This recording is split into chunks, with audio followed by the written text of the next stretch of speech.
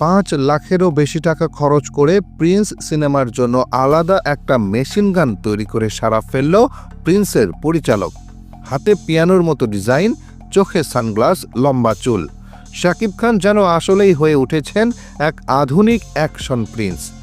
Prince সিনেমার first look প্রকাশের পর সবচেয়ে বেশি নজর কেড়েছে শাকিব খানের হাতে থাকা এই রহস্যময় মেশিন গানটি।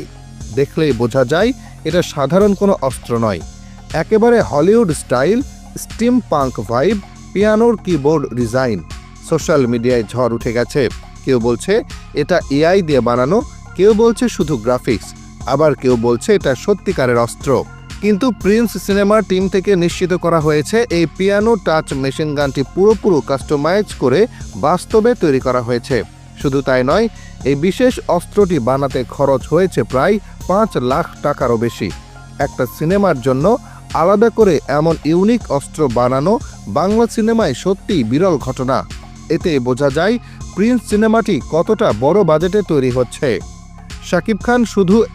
শাকিব খান এবার শুধু সিনেমা বানাচ্ছেন না, তিনি বানাচ্ছেন একটা ইন্ডাস্ট্রি লেভেলের অ্যাকশন সিনেমা।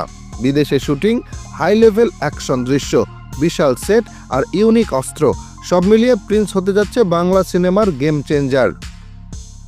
অনেকে বলছে বরবাদ, তুফান, এমনকি আগের সব ব্লকবাস্টারও নাকি প্রিন্সের ধারে কাছেও নেই।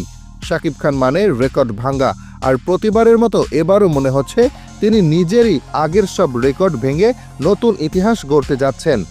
ফার্স্ট লুক প্রকাশের পর থেকেই ভক্তরা বলছে এটাই কিং খান।